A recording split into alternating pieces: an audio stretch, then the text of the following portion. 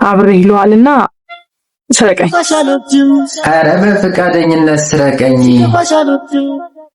እሺ ትፈርሚያለሽ? በኋላ ዛፋ ምናምን ብለሽ አቀውጩ ባስጣቴ አንተ ለመስረቅ ያብቃህ እንጂ ምን ነው አረፋሽ?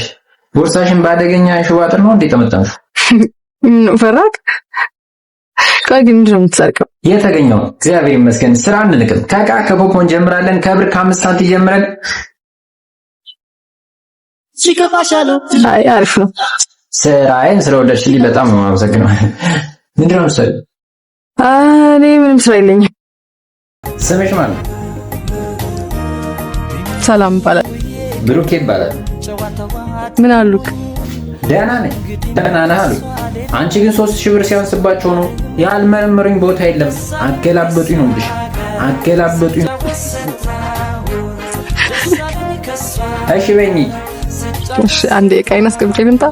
ይኸውልሽ ጽናት ከዚህ በኋላ ሁለተኛ ቢሮ ውስጥ እንዳትመጪ። አንድ ሁለተኛ ደግሞ ጀስት ፋይ ችግሩ ተፈጥሯል። የችግሩ ባለቤት ደግሞ እኔ ነኝ። ለዚህ ደግሞ ይቅርታ ልጠይቅ እፈልጋለሁ። እኔ ይቅርታ ፈልጌ አይደለም የመጣሁት። እና ምንድን ነው የፈለግሽው? ብዙ መስዋዕትነት የከፈልኩበትን የልጅነት ፍቅሬንና ፍቅረኛዬን ነው የምፈልገው። ይሄ የልጅ ሐሳብ ነው። እንደ ትልቅ ሰው አስቢ እንጂ። እያወራን ያለ ነው ስለምወደው ጓደኛዬ ስለ ወንድሜ ሳሚ ነው። ስለማይመለከተኝ ነገር አታውራ። እነሱ ከሆኑት በላይ እኔ ላንተ በጣም ብዙ ነገር ሆኜ ይልካል። መፈቀርም መወደድም ሚስት መሆን የሚገባኝም እኔ እንዲገባ ብዬ ነው። እሺ በምትወደው ሰው የመጣሁብህ። ከዚህ በኋላ መጉላላት አልፈልግም። እሺ እስከዛሬ ይበቃኛል። እሺ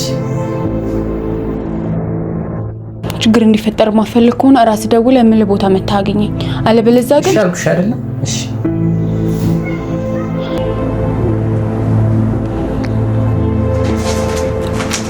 ብዙ ግን አትጨነቅሽ።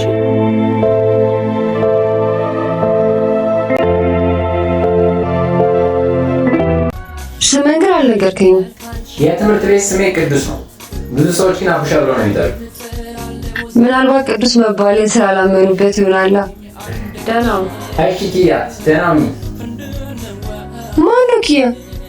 እኔም ፍቅር መባልሽን አላመንኩበት። ከዚህ በኋላ ኪያ ብዬ ነው የምጠራሽ። እንደፈለክ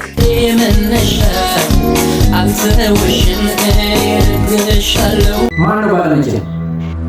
እያሱ እያሱ ማነው? ገንዘብ የሰጠኝ ሰውዬ ደግሞ ትምህርት ቤት ምን ያደርጋል ማለት ነው የሚሰራው? አልገባኝም። ትናንት ገንዘብ ስለሰጠኝ ዛሬ ደግሞ እንዴት የሚሰጥሽ? ቆይ እሱ ማነው? ምን ፈልጎ ነው? ችግር ትናንቱ ገንዘብ የሰጠኝ ሰውዬ ዛሬ ያገኘሁት ላይ ልትሰጠኝ ችግር አለ?